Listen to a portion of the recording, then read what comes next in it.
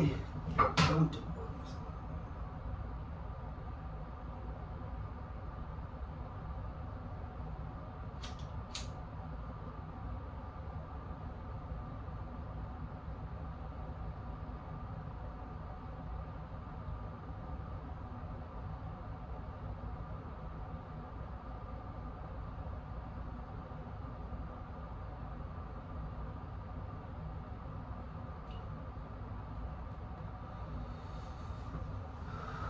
What's up with the gods and the goddesses, man?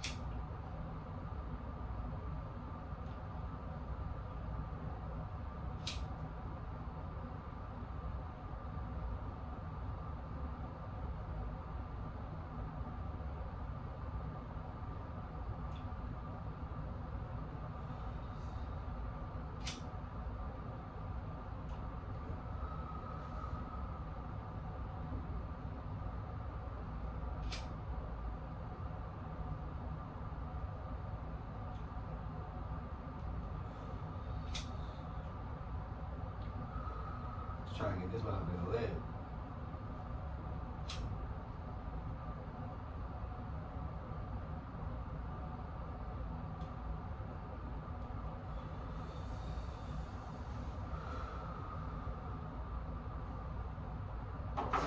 Man, what's up with the gods and the goddesses, man? It's my host Mobile, and you tuned in to that One Step Ahead podcast. You feel me? I just want to give y'all an update, you feel me, on my heightened awareness, on my heightened intuition, on my empathic traits.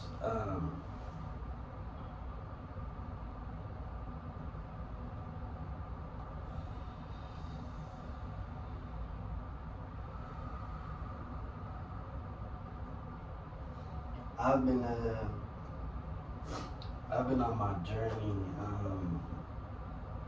So I've been on my journey for a long time, as far as my spiritual journey, finding out the truth. But when I say the truth, I just mean the truth of who I am, what I am, and what we all are, right?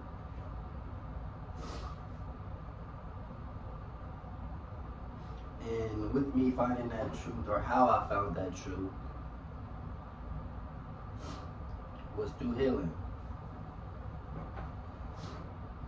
And I believe, partially assume that when most people hear the word healing, or that somebody has healed themselves, they think of a therapist or going to therapy. Now that is one way. That is one way to heal yourself. That is one way to anchor your healing, right? And figuring out what it is that you need to work on, and what it is you need to do, right, to release the traumas and to release the worry that you feel, right?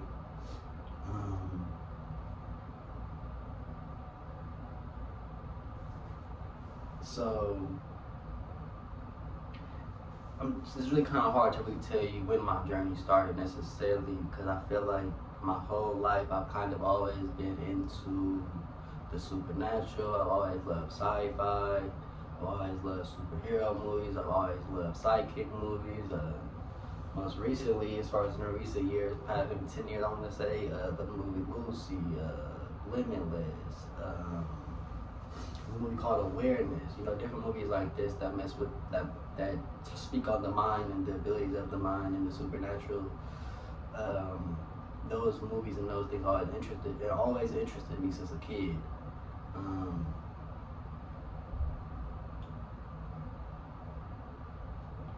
I think, right, like a lot of us, those interests was put on hold. They were stagnant due to my programming, right? The programming we all fall victim to, whether it be household, whatever it may be, whether it be a religion, whether it be whatever it is, right?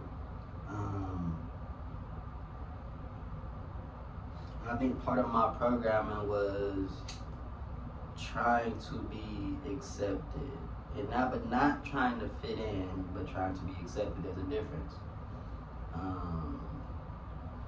And me trying to be accepted came from me having physical the disadvantages. I got a prosthetic leg and a prosthetic eye, right? So with that being said, right, I think most of my life I had after like maybe like 4 or 5, like when you get into school, like whenever that time was when I first started school, was the first time I realized I was different. I didn't know I was different. Like being around family and then like childhood friends that you meet through your parents, your family's co-workers and things of that nature. I didn't know I was different because I was accepted by the people that I was around. You know, like there was no like alienation. You feel me? Um,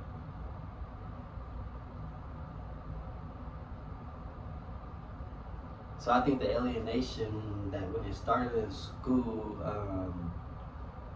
I think that's when I started to literally look in the mirror like, what is wrong with me? Like, why do I walk like that? Do I run funny? Do I look at people funny? Like, am I looking at myself in the mirror? Like, you know, so all these questions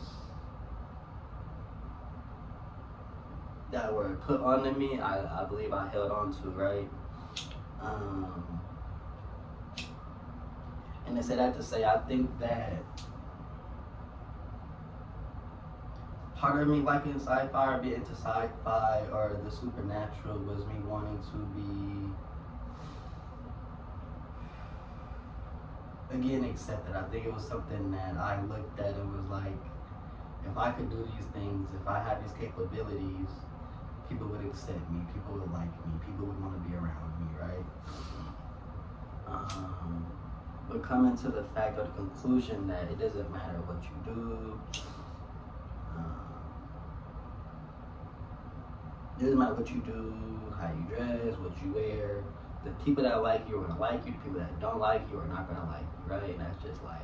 You know what I mean? So I said to say during school, I think part of school I was stifled or stagnant in my spiritual growth due to, like I said, I wanted to be accepted. I wanted people to understand I was just like them and nothing fucking wrong with me, bitch. So that was that, right?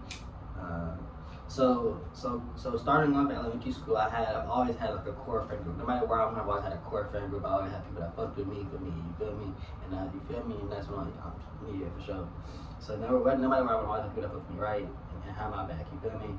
So I have my friends and the friends that I had at elementary school, even we was into the same type of shit, you feel me? Like we watched Avatar, Last Airbender, we got the drawing book, you feel me? Like all this shit, you feel me? So niggas fucking with it like on the artistic level, on the sci-fi level, you feel me, on the anime level.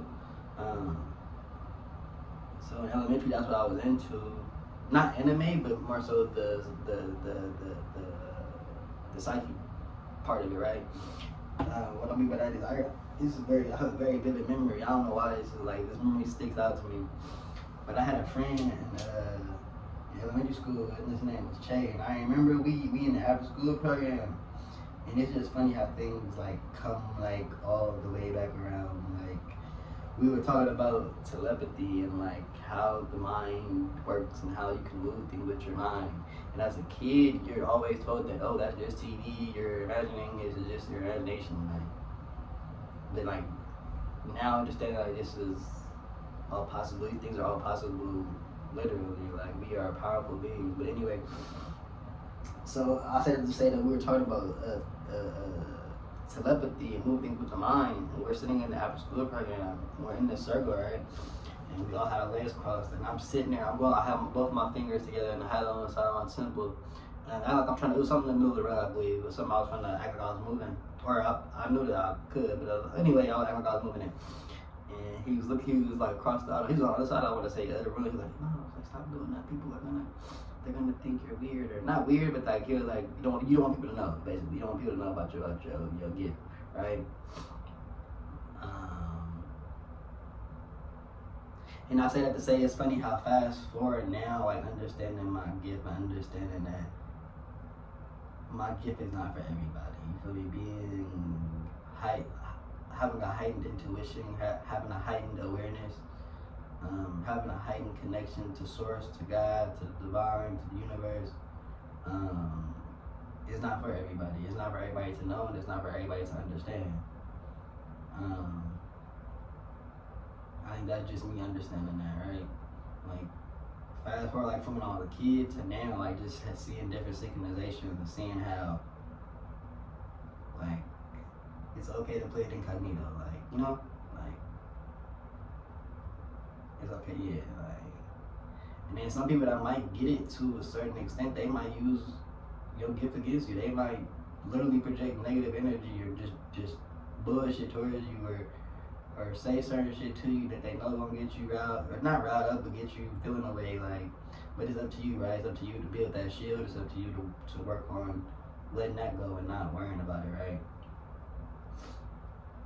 And I'm talking about specific emotions, like just strong felt emotions that's negative and doing it intentionally and pushing that energy towards you intentionally.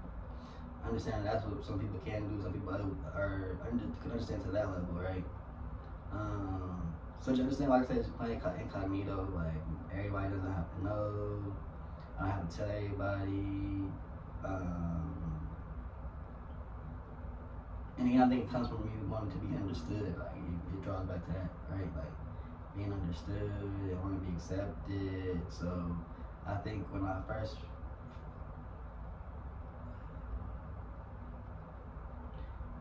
awoken, it was like one of those things like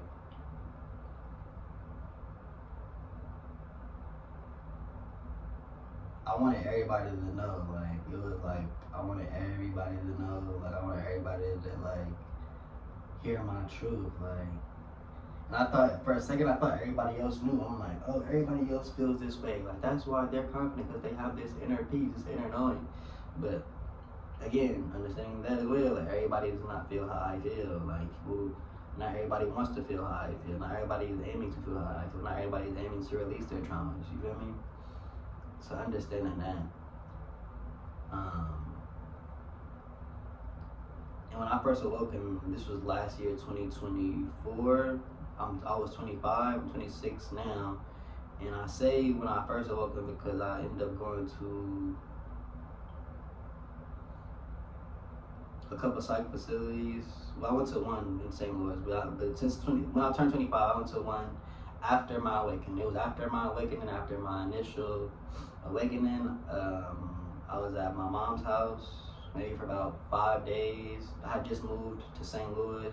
So I was getting my apartment ready, so I was at my mom's house, and maybe for like 5 days I'm there. After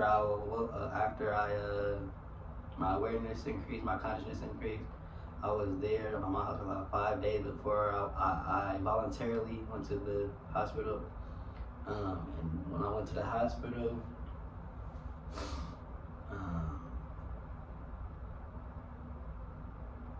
they gave me the worst medicine ever, benzotropine. I'm sorry. Yeah, benzotropine or something like that. Something with a benz. But I know like benzotropine and not trazodone, it was like trazopine or something like that. It was some shit, man. That like literally killed me from the inside out. Like I was like, man, like I couldn't even get up. Like, I'm like, what the fuck? Like, man, like, no, like, I was not gonna be on that medication for the rest of my life. That's what I was not about to do. Mm-mm.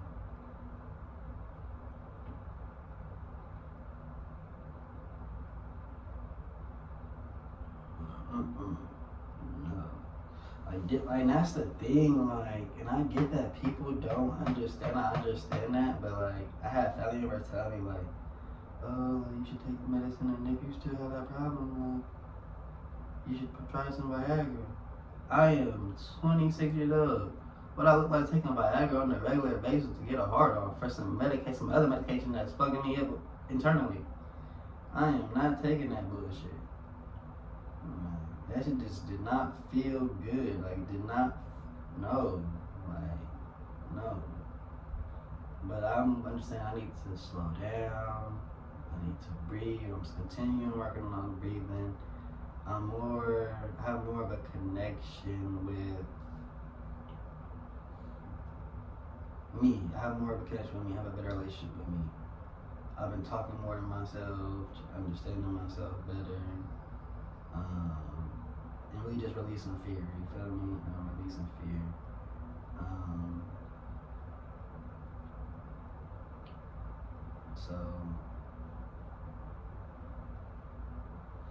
So I was saying that to say I was coming here to really just say like I'm getting my feeling back as the days go by, and I'm patient. Patient. Yeah, I'm very patient. Very very patient. I'm not rushing it. Like I think in the beginning, honestly, like when I first was coming off the medicine, I was like, when is it gonna come back? When is it gonna come back? When is it gonna come back? But the more you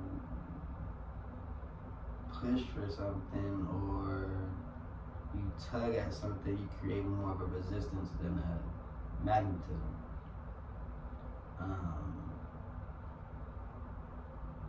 So yeah, like when I first taking the medicine, I was like, when I first stopped taking the medicine, I was like, when is it gonna come back? When is it gonna come back? But I'm understanding like more with my downtime that I need this downtime, right? Like I need this time to relax. I need this time to take to myself. I need this time to even just build more of myself as time goes on and on and on. Because since I do feel and absorb other people's emotions, I am more responsible for myself, for my reactions, for my emotions. You feel me? So yeah, I think at the end of the day, like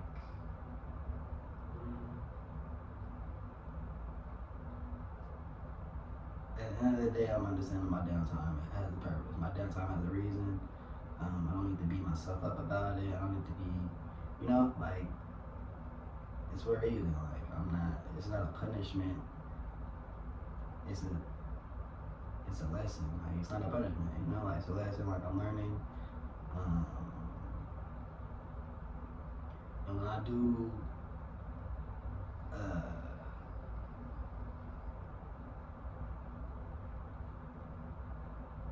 when I do get back to the height of how I was feeling previously or before, I do want to.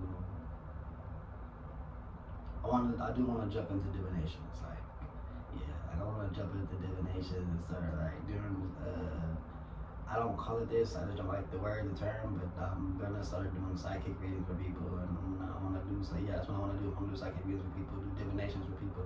I call them divinations. Other people are more familiar with a psychic reading. The psychic reading, I just don't like it just because it comes with the crystal ball and that's not what it is. Like, it can be that, but no, that's TV, that's Hollywood, that's what Hollywood shows you, that's the Hollywood version. But yeah, me on my downtime, man,